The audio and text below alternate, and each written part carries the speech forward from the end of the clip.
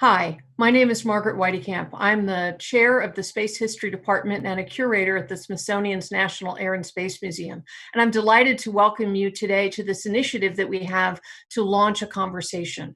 We're using the opportunities of space launches, which are massive social experiences, to start thinking about their place in history. And I'm joined today by Christopher Wilson, who is the Director of Experience Design at the Smithsonian's National Museum of American History. Chris, I wanted to talk to you today about the experience that millions of people have had of going to launches starting back in the 1960s. But when we look at those crowds, if you look at the historic pictures of them, you start to notice they're overwhelmingly white. What begins to account for that? Well, a number of things, and thank you so much, Margaret, for allowing me to be part of this series. A number of things account for it. One, African Americans, though they had, despite being saddled by poverty and so forth, they had really embraced car travel from the beginning of the automotive industry. But they found that once they hit the road, they drove through some areas of the country that were not welcoming to them, and so African Americans would have over the years from the 1920s through the 30s and 40s and up until the 60s had this experience culturally that they knew that certain areas of the country were not welcome to them, and therefore may not have traveled in those areas. So we know that, especially after World War II in the 50s and the 1960s, the period where these space launches really start as public events, we've got the national highway system.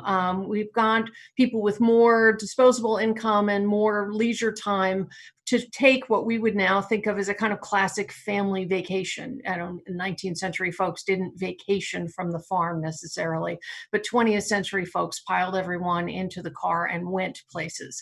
Um, but you've talked about African Americans didn't necessarily have the freedom to just roam the map in the same way, and in fact started to put into place some guidelines for themselves for knowing how they would best be able to enjoy that as a family experience. Could you tell us a little bit about the Green Book? Well, yes, of course, there was the Green Book that started to be published in 1936. So it was really called the Negro Motorist Guide to Travel. And but colloquially would have been known as the Green Book. And it offered suggestions about where was safe and practical for people to travel. So that became really the guidebook for African Americans in addition to the Green Book, and the Green Book was able to therefore popularize some areas that were very friendly to African Americans. So I'm from Michigan originally, and my family always vacationed at a resort community that was founded in the teens, the 1912 and through the 20s, called Idlewild, Michigan. And it drew people from Chicago, from Detroit, and so forth, because they knew that this was an area that was friendly for African Americans. But even getting there to the west side of Michigan, you needed to have a plan in place for where you're going to stop for food, where you're going to stop to go to the bathroom, where you're going to spend the night overnight if it's a really long drive. So the Green Book handled and offered advice for that really roadmap that they needed. That was in addition to the actual roadmap. So when we're talking about, say, taking the family to a space site or to see a launch, then we're looking at areas that are in the southeast United States, and specifically at Florida and that eastern coast of Florida for Cape Canaveral, what became the Kennedy Space Center. And so when I was looking at the Green Book, I was noticing there are only two hotels listed in Orlando. So can you talk to me a little bit about what it might have meant for an African American family to choose that region of the country for leisure? Well, one of the things that jumps out to me is first, you'd have to get there. I mean, you'd have to get through that area, and even if you were able to head to one of those two hotels that you knew from the Green Book should be friendly and accept you, you had to get there. And even in the upper part of the South, that was a challenge. Oftentimes, we think that, well, the Civil Rights Act was passed in 1964 and the Voting Rights Act was passed in 1965. Weren't Didn't things start to change? And they certainly did start to change, but it takes quite a while. And there's often, when there are rulings that change some of the Jim Crow laws, there's resistance in southern states and sometimes in northern states to those rulings. We're talking together here in mid-July, and this is the anniversary of Irene Morgan, who in 1944, during World War II, refused to give up her seat on a bus in Virginia when she was heading home as a defense worker. She was heading home, refused to give up her seat on an interstate bus. She refused to give up her seat in the same way that Rosa Parks would years later in Montgomery, and that case ended up going up to the Supreme Court. But still, 1961, you have the Freedom Riders trying to actually practically desegregate interstate transit on buses. So these things didn't necessarily change, even if there were rulings that changed them. And African Americans also were faced with extra legal activities by the Ku Klux Klan or just local white organizers who were trying to keep their towns segregated. So there were a number of things that a number of areas you'd have to pass through, and a number of situations that could be threatening even before you got to those places in Orlando that would welcome you. Well, and I think you have to remember, if you're planning a vacation for your family, right, you want to not only be able to survive it, but you're hoping to plan something pleasant. You don't want to have your guard up the whole time, feeling like we hope everything goes okay and that things are not only not fatal or fraught, but we want them to be pleasant, right? We want to, if we're going to spend our time together, that's how we want to be able to really enjoy that. And as you say, the whole path becomes important because you have things such as sundown towns. Can you tell us a little bit about what that is?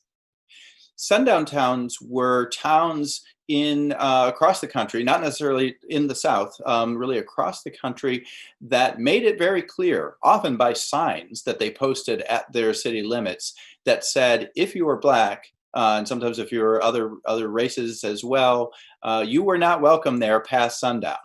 And these were, so it was very open that these areas were intended to be segregated, particularly at night. That you were not allowed to, that they wouldn't allow people to spend the night in the town, whether as residents or as visitors. So it was well known, sort of colloquially, that this existed, and again existed all across the country. So that added into a general reticence to travel to areas where things might not be safe for you. In addition, of course, when the Apollo program comes in, we're in the midst of the war on poverty, and African Americans and leaders like Martin Luther King, like Reverend Ralph Abernathy, are being very open about the issues around putting resources toward a moonshot when we have not dealt with problems at home. At the time we landed on the moon, African American unemployment was over 30%, and white unemployment was under 10%. So those things were being brought out. So that added with the idea that it might not be safe to go to a moon launch. Just the idea of whether we should be putting these resources toward that when we have not defeated segregation and poverty at home. Very much so. And I was really struck by the parallel as we were watching the SpaceX Crew Dragon launch, and also watching the Black Lives Matter protests in cities across this country, with the real stark parallels with what we saw in 1968 and 1969, as you had very similar protests asking similar questions in cities across this country. juxtaposed with the launches at that time. And I'm delighted then that we're going to get to have these conversations that start to bring those topics together, because I think it's such an important part of our national story to cope with the legacies of systemic racism and the existence of systemic racism still, as well as with these technological projects. And so something like putting a man on the moon, being a part of the space program, being an engineer, or even participating in a launch as an observer gets seen as such a forward looking, future oriented kind of thing. And we like to think about that as being tremendously inclusive.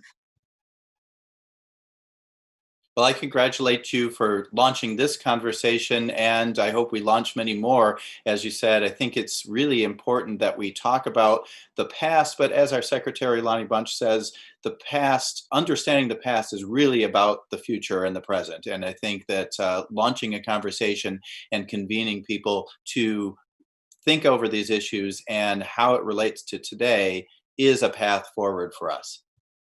I think so. And I think for both of our museums, that project that we have of trying to inspire the next generation to get them to think deeply about the American experiment and also about where we can be going, I think is a powerful set of ideas. And I'm delighted that we were able to have this conversation today.